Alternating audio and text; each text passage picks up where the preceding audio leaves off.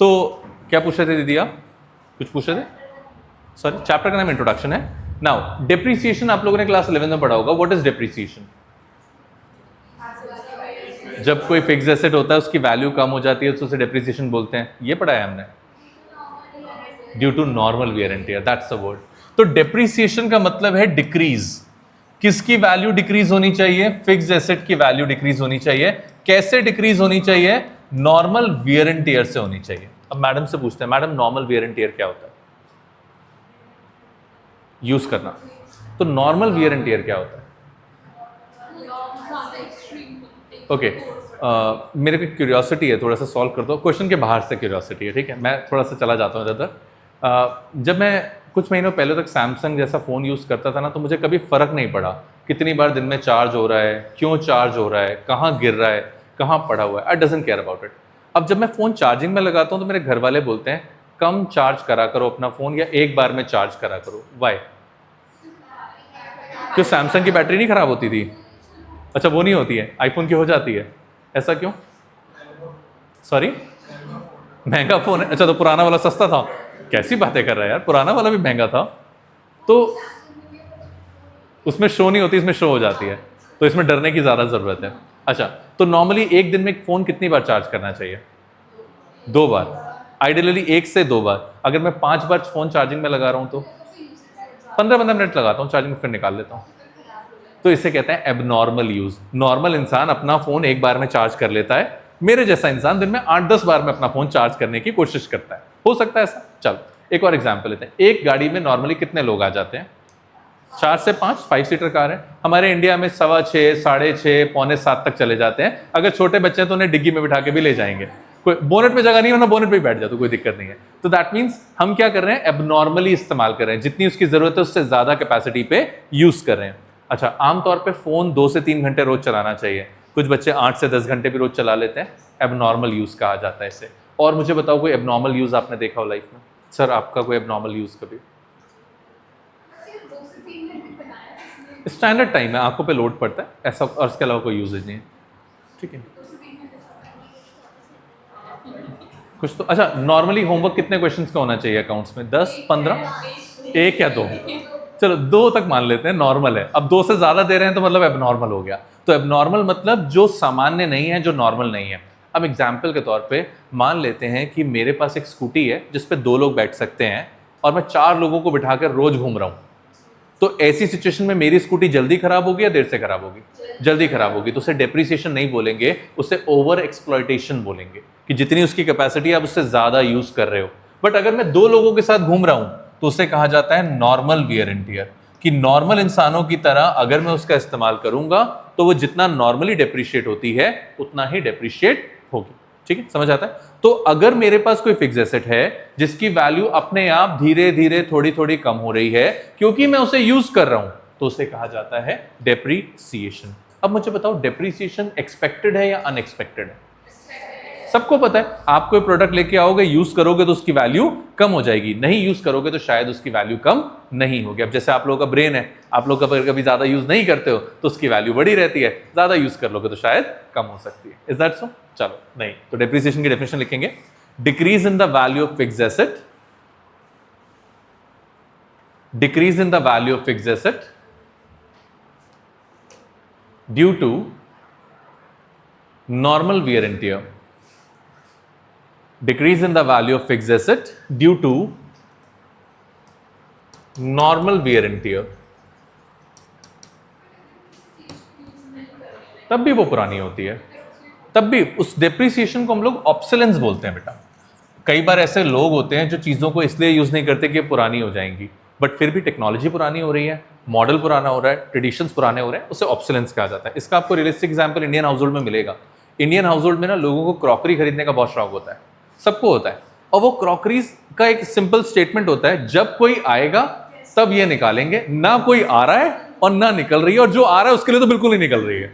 तो वो धीरे धीरे पुरानी होती चली जाती है। ये मेरे ऊपर भी अप्लाई होता है। आज से 7-8 साल पहले मैं एक बार कहीं गया और मैं घर के लिए कप्स लेके आया, चाय पीने के जो कप्स होते हैं, and they were like very different. मैंने कहा कोई स्पेशल गेस्ट आएगा तो उसके सामने निकालेंगे। परसों निकाले, 4 टूटे हुए निकले। तो टेक्निकली क्या होगा, with the passage of time वो अपने आप ही खराब हो जाएंगे, पेरिश हो जाएंगे, सड़ जाएंगे। टूट जाएंगे, तो उसे ऑब्सोलेंस कहा जाता है। उसमें भी नॉर्मल वियर एंड टियर है, अगर आप किसी चीज को इस्तेमाल नहीं भी करते तब भी वो नॉर्मली डिप्रिशिएट होती है, उसका लस्टर, उसका ग्लो, उसका फैशन धीरे धीरे पुराना हो जाता है। अब सेकंड पॉइंट लिखेंगे, it is expected loss. It is expected loss. It is expected loss. जो डेप्रिसिएशन होता है हमारा वो एक्सपेक्टेड लॉस होता है। लॉस है but it is expected loss, हमें पता है कि नुकसान है हमारा। ठीक है सब बजाज, सब कोई दिक्कत तो नहीं, पक्का? चलो अब थोड़ा सा इसको ट्विस्ट कर देते हैं। इसका जस्ट ऑपोजिट एक वर्ड यूज होता है, नेचुरल कैलामिटी सुना है कभी? क्या होती है? जैसे अर्थक्वेक, सुनामी और फ्लड। ये नेचुरल कैलामिटीज रोज आती हैं या कभी कभी आती हैं? पता होता है हमें कल आने वाली है या अचानक से आ जाती हैं? अचानक से आ जाती हैं। तो रुद्रपुर में 2022 में या 21 में आपको याद होगा एक बार बहुत ज़्यादा फ्लड टाइप सिचुएशन आई थी। वो नेचुरल कैलामिटी ही थी कि रेनफॉल बहुत ज़्यादा हुआ, बहुत ज़्यादा पानी भर गया, अलायंस में बहुत ज़्यादा भर गया था। ऐसी सिचुएशन के अंदर लोगों का नुकसान हो गया, प्रॉपर्टीज डैमेज हो गई, गाड़ियां डैमेज हो गई, फर्नीचर डैमेज हो गया। तो ये जो लॉस हुआ ये एक्सपेक्टेड था या अनएक्सपेक्टेड था? अनएक्सपेक्टेड था। इंसान ने खुद करा या नेचुरली हो गया? नेचुरली हो गया। तो इस तरह के जो नेचुरल लॉसेस होते हैं जो हमारे लिए अनएक्सपेक्टेड होते हैं, इन्हें इकोनॉमिक्स में कहा जाता है बेटा कैपिटल लॉस। कैपिटल लॉस, ऐसे नुकसान जो एक्सपेक्टेड नहीं है, अपने आप हो गए, नेचुरली हो गए, उसमें हमारा कोई भी इन्वॉल्वमेंट नहीं है, तो इन्हें बोला जाएगा कैपिटल लॉस। तो नेक्स्ट पॉइंट लिखेंगे, capital loss can be defined as, capital loss can be defined as an unexpected loss. Capital loss can be defined as an unexpected loss due to natural calamities. Due to natural calamities.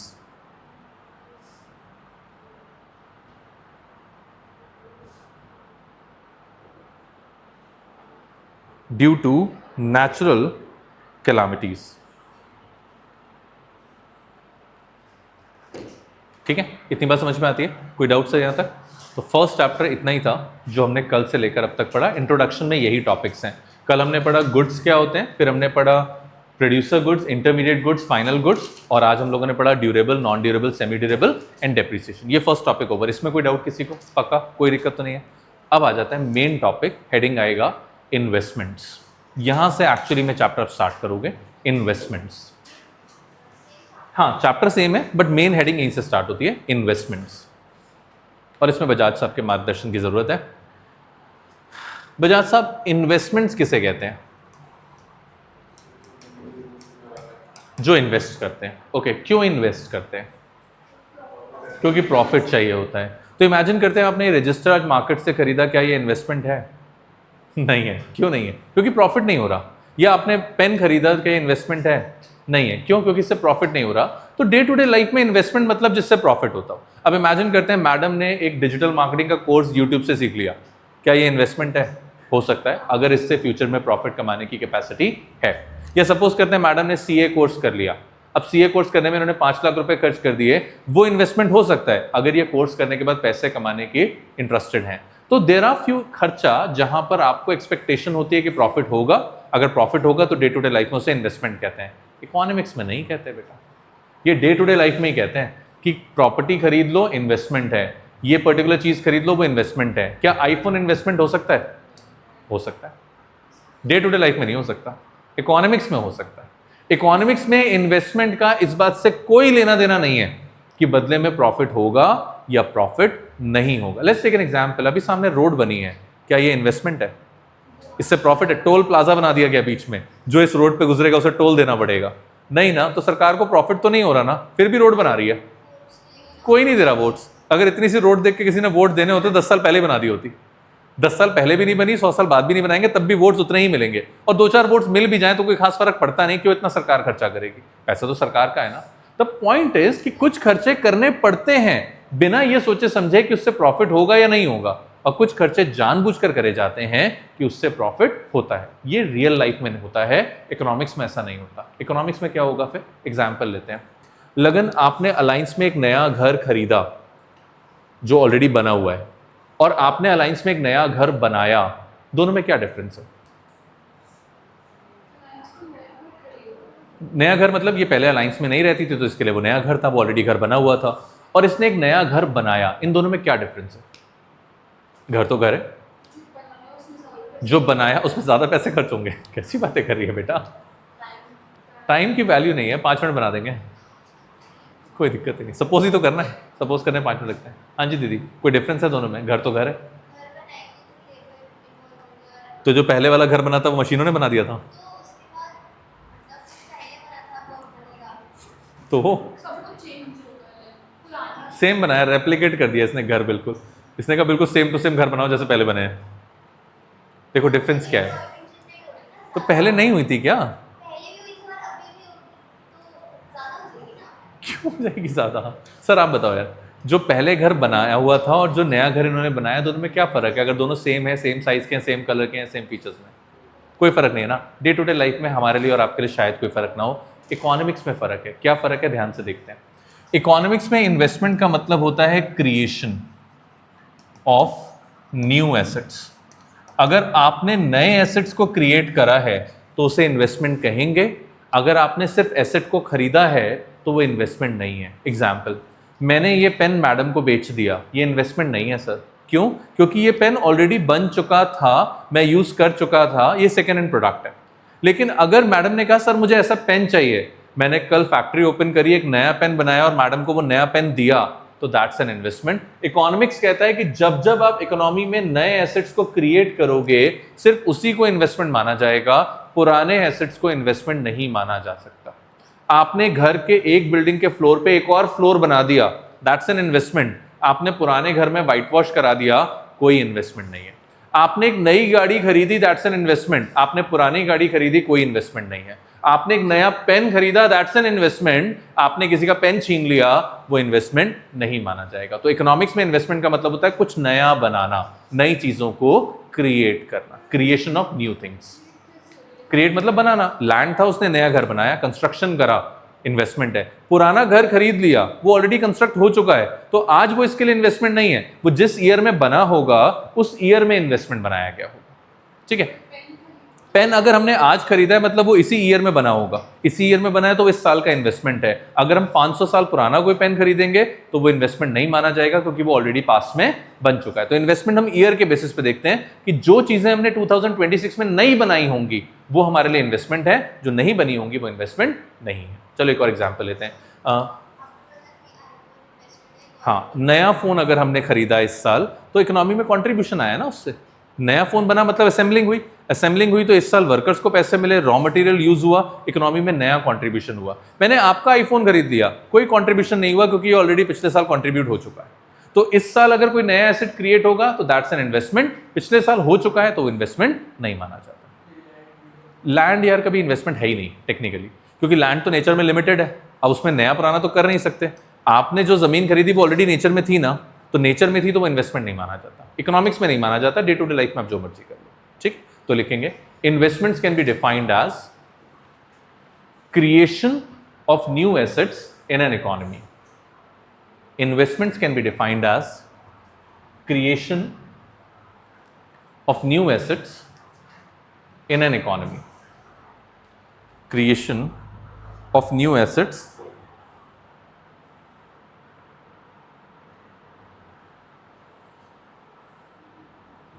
in an economy.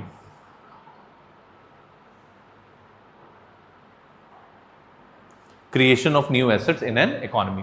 किसी भी economy में अगर आप नए assets को बनाते हो तो उनको इन्वेस्टमेंट कहा जाता है। और कोई एग्जांपल तो, कुछ नया आपने कभी कुछ खरीदा हो? कुछ भी?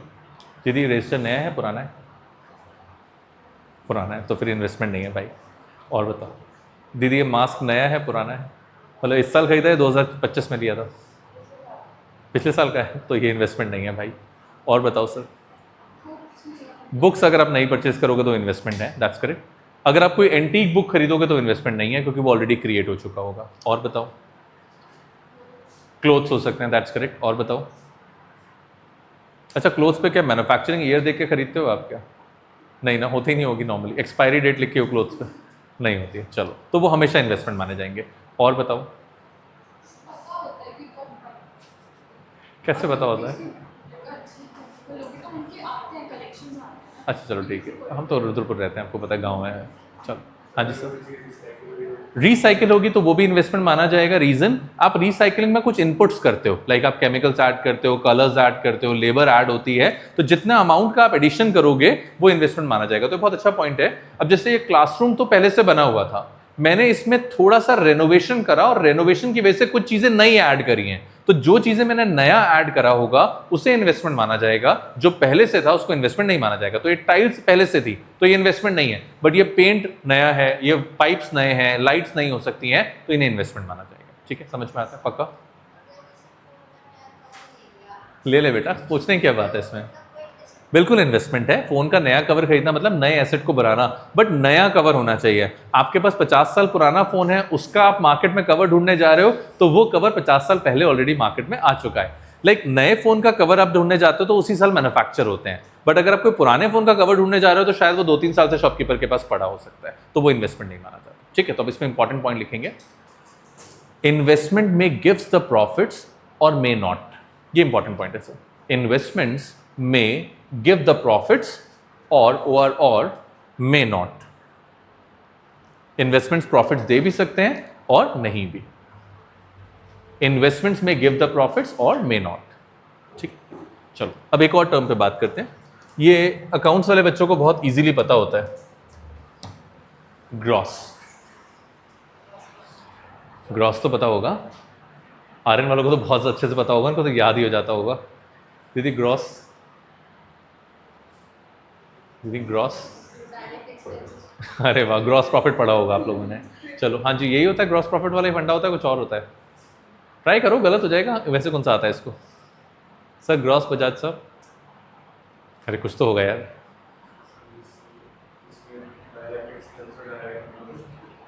हाँ बात तो सही है, अकाउंट्स के सबसे सही है। चलो एक एग्जांपल लेते हैं। 2022 में मैंने एक कार परचेज करी थी जिसकी उस समय वैल्यू 12,80,000 रुपीज थी।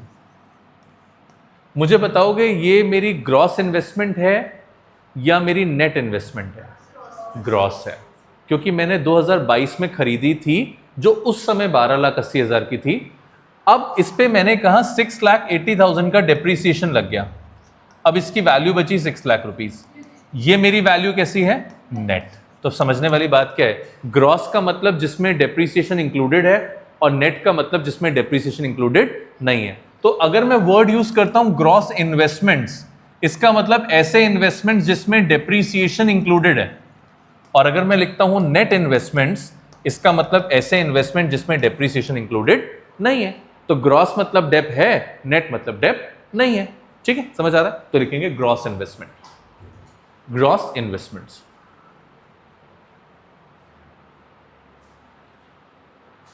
Investments which includes depreciation. Investments which includes depreciation. Investments which includes depreciation. अब लिखेंगे net investments. Investments which does not includes depreciation. Investment which does not includes depreciation.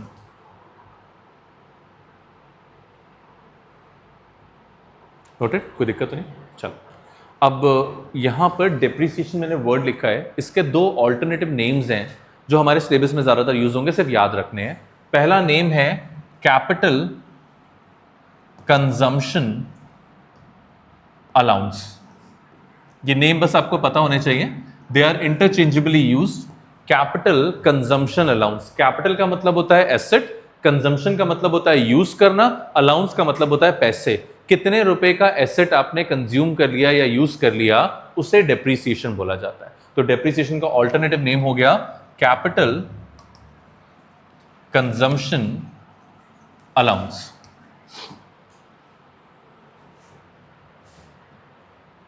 ठीक है, इसका एक और ऑल्टरनेटिव नेम है कंजम्पशन ऑफ फिक्स्ड कैपिटल।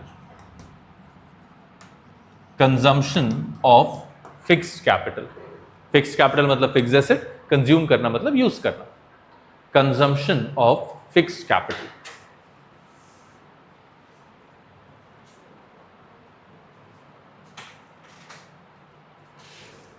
ठीक है, डेफिनेशन क्लियर है पक्का। चलो कोई 5-6 एग्जाम्पल दो एसेट्स के मेरे को। फर्नीचर जिस पे डेप्रिसिएशन लगता हो, पैनल और एसी और नज़र लगा दो है लैपटॉप और ठीक है, फ़ोन, कैमरा, ठीक है, फैन, हो गया ना। चलो ठीक है, तो ग्रॉस और नेट क्लियर है, सॉर्टेड है, कोई दिक्कत तो नहीं इसमें। तो डेप्रिसिएशन का दूसरा नाम क्या हो गया? कंजम्पशन ऑफ फिक्स कैपिटल, और दूसरा कैपिटल कंजम्पशन अलाउंस। ठीक है, एक फॉर्मूला लिख लेंगे, gross investments minus depreciation is equals to net investments.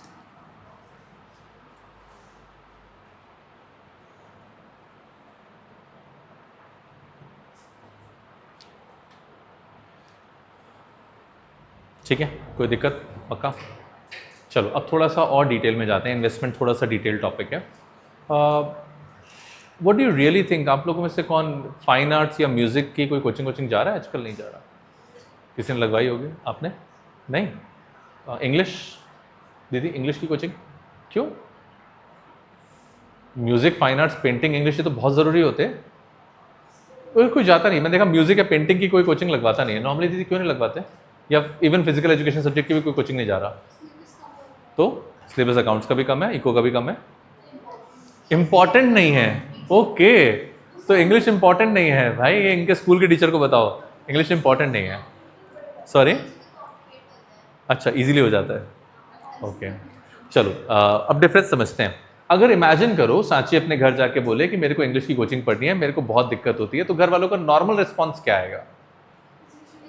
क्या ज़रूरत है, हो ही जाती है, सब कर लेते हैं, थोड़ा फोकस कर लो, या लास्ट में देख लेना। ये 3-4 स्टेटमेंट्स होते हैं। वाई? क्योंकि सबको पता है इंग्लिश इतनी ज़्यादा इंपॉर्टेंट नहीं होती।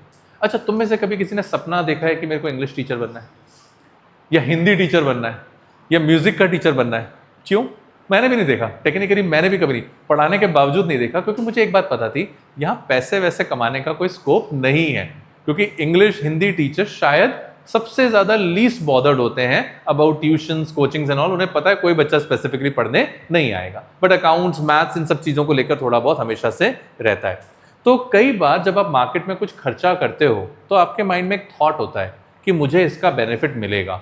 ज़्यादा बेनिफिट मिलता है तो आप ज़्यादा खर्चा करते हो, कम बेनिफिट मिलता है तो आप कम खर्चा करते हो। तो कोई एक ऐसी चीज़ बताओगे जिससे आपकी बहुत हाई एक्सपेक्टेशंस हैं कि यार यहाँ से बहुत बेनिफिट मिलने वाला है, we should spend the money. Education हो सकती है, नॉट नेसेसरली होगी, हो सकती है। और कुछ बताओगे? क्या कह रही है ये बता दे।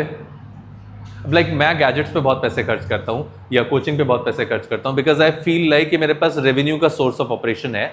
यहाँ मैं जितने भी पैसे लगाऊंगा, आई एम एक्सपेक्टिंग कि यहाँ रिटर्न्स फ्यूचर में आ जाएंगे।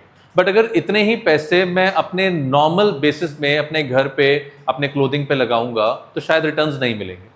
तो देयर आर फ्यू थिंग्स जहाँ पैसे खर्च करते हो ये सोचकर कि बेनिफिट होगा, देयर आर फ्यू थिंग्स जहाँ पैसे खर्च करते हो ये सोचकर होगा तो ठीक है, नहीं होगा तो भी कोई दिक्कत नहीं है। Let's take an example. आप में से कौन कौन बहुत रिलीजियस है, पूजा पाठ करता है, मंदिर जाता है, गुरुद्वारे जाता है? तुम नहीं जाते? अरे वेरी बैड दीदी, ऐसे थोड़ा बोलते हैं, झूठ ही बोल देते।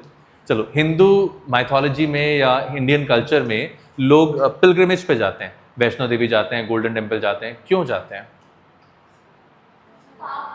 पाप लगते हैं? कैसी बात करें? अच्छा, पुण्य मिलता है, पाप धुल जाते हैं। मशीन लगा रखी है ना वहां पे, बंदा गया, स्कैनर क्रॉस करा, एकदम क्लीन। नहीं ऐसा तो यार, ऐसा तो ना होता है। ऐसा होता मैं तो हर महीने जा रहा होता हरिद्वार। तो चलो ठीक है। हाँ, नहीं वेकेशन को छोड़ दो, बट 90% पीपल इंडिया के आज भी रिलीजियस प्लेसेस पे एक अलग इंटेंशन, एक अलग थॉट के साथ जाते हैं ना, कि अगर वो रिलीजियस प्लेसेस पे जाएंगे तो जब वो वहां से वापस आएंगे उनकी life will be much happier, much sorted, या जो भी उनकी प्रॉब्लम्स हैं वो 99% सॉर्ट हो जाएंगे। एक्सपेक्टेशंस ही तो होती हैं, तो वो जो खर्चा करते हैं वो अपनी एक एक्सपेक्टेशंस के साथ करते हैं। और अगर नहीं बेनिफिट मिला तो अगली बार पिलग्रिमेज चेंज, दूसरे भगवान के पास चलेंगे। ठीक है, तो आमतौर पे जब हम मंदिर जाते हैं या कहीं पे भी जाते हैं तो माइंड में थॉट होता है। Like when I was in school, तो एक पंडित जी ने मेरे को बोला कि फ्राइडे को गाय को रोटी खिलानी है। आई वाज लाइक सैटरडे को क्या खाएगी? फ्राइडे को तो मैंने रोटी खिला दी, सैटरडे को कौन खिलाएगा? या ट्यूसडे को लोग मंदिर जाते हैं, प्रसाद चढ़ाते हैं, व्हाट अबाउट वेंसडे? अब ट्यूसडे को मंदिर में भिखारी के पास खाना है, वेंसडे को खाना ही नहीं पूछने आ रहा कोई भी, क्योंकि हमारे माइंड में एक थॉट होता है कि हम इस दिन जाएंगे तो हमें बेनिफिट मिलेगा, अगले दिन जाएंगे तो शायद हमें बेनिफिट ना मिले। इस तरह के इन्वेस्टमेंट को कहते हैं प्लान्ड और इंड्यूस्ड इन्वेस्टमेंट्स। ऐसे इन्वेस्टमेंट्स जो आपने ये सोचकर करे हैं कि मुझे इसका बेनिफिट मिलेगा, मुझे इससे फायदा होगा, अगर आप ऐसा इन्वेस्टमेंट करते हो तो उसे कहते हैं इंड्यूस्ड इन्वेस्टमेंट। लाइक 12th तक की पढ़ाई पे घर वाले सब पैसे खर्च करते हैं, 12th के बाद वो सिर्फ तभी पैसे खर्च करेंगे जब उन्हें लगेगा कि बेनिफिट मिल रहा है, अगर मिलेगा तो ज्यादा खर्च करेंगे, नहीं मिलेगा तो ज्यादा खर्च नहीं करेंगे, तो उसे कहा जाता है इंड्यूस्ड इन्वेस्टमेंट। ठीक है, समझ में आता है? चलो, और मुझे कोई ऐसी चीज बताओ जहां पे आप ये सोचकर खर्चा करते हो कि बेनिफिट ज्यादा मिलेगा। मशीनरीज पे हो सकता है अगर आपका बिजनेस है तो, और बताओ। सॉरी, गोल्ड हो सकता है, रिटर्न्स एक्सपेक्टेड होते हैं, और बताओ। अगर आप एक ट्रांसपोर्ट चला रहे हो तो आप बेटर क्वालिटी ट्रक्स पे या बसेस पे खर्चा करोगे, स्कूल चला रहे हो तो बेटर लैब्स पे खर्चा करोगे, बिकॉज यू नो इससे रिटर्न्स मिलेंगे। ठीक है, आपके घर वाले आपके ऊपर खर्चा क्यों करते हैं? तो इमेजिन करते हैं लाइक मन्नत फेल हो गई 11th में, तो क्या घर वाले इसको पढ़ाएंगे नहीं, कहेंगे घर बैठ जा, बहुत तूने पैसे बर्बाद कर लिए, अब नहीं पढ़ाएंगे हम? अच्छा ऐसा कह देंगे? ऐसा मत बोल भाई, रिकॉर्ड हो रहा है देख, ये यूट्यूब पे जाएगा। नहीं नहीं नहीं, कह देंगे? नहीं यार ऐसा नहीं, कह देंगे लेकिन वो रियली मीन नहीं करते, थोड़े दिन के बाद कहेंगे बच्चा घर में बुरा लग रहा है, स्कूल भेजो इसको उठा के। तो आमतौर पे हमारी पढ़ाइयों पे जो पैसा खर्च होता है इसे कहते हैं ऑटोनमस इन्वेस्टमेंट। ऑटोनमस मतलब प्रॉफिट हो या ना हो, बच्चा पास हो या ना हो, कल को हमें खिलाए ना खिलाए, हमें घर से मक्के मार के निकाल दे, उनको कोई फर्क नहीं पड़ता, उन्हें वो खर्चा करना है तो करना है। अब गवर्नमेंट ने रोड बनाया, आप वोट दो तो ठीक है, ना दो तो ठीक है, रोड तो बना दिया ना, मतलब ऑटोनमस है। ऑटोनमस मतलब जिसमें प्रॉफिट मिल जाए तो अच्छी बात है, नहीं मिल जाए तो भी कोई दिक्कत नहीं, हम तो हमारा इन्वेस्टमेंट करेंगे ही करेंगे। चलो एक क्लास एग्जाम्पल लेते हैं। आप मंदिर जाते हो, आप भगवान को प्रसाद चढ़ाते हो, क्या सोच कर चढ़ाते हो कि बेनिफिट मिलेंगे? मिल गए तो ठीक है, नहीं मिले तो भी ठीक है, कौन सा कोई नुकसान हो रहा है? 50-100 रुपए खर्च हो भी जाए तो क्या परेशानी है? या किसी बेगर को आप 10 रुपए देते हो, भी सोचते हो आज मैंने बेगर को 10 रुपए दिए, इसने बोला है तुम्हें 10 लाख मिलेंगे, शाम तक वेट कर रहे हो, 10 लाख नहीं आए, बेगर को बुला लिया, हाँ भाई कहाँ है तेरे 10 लाख? तो ऐसा तो नहीं सोचते ना, एक बार आपने दे दिया सॉर्टेड है, आ गए तो ठीक है, बेनिफिट मिल गया तो ठीक है, नहीं मिला तो कोई दिक्कत नहीं है। इससे कहा जाता है ऑटोनमस इन्वेस्टमेंट। तो पेज को 2 पार्ट्स में छोटा सा डिवाइड करेंगे, एक तरफ लिखेंगे इंड्यूस्ड इन्वेस्टमेंट्स, इंड्यूस्ड इन्वेस्टमेंट्स, इसमें लिखेंगे investments made for profit motive. Induced investments, investments made for profit motive.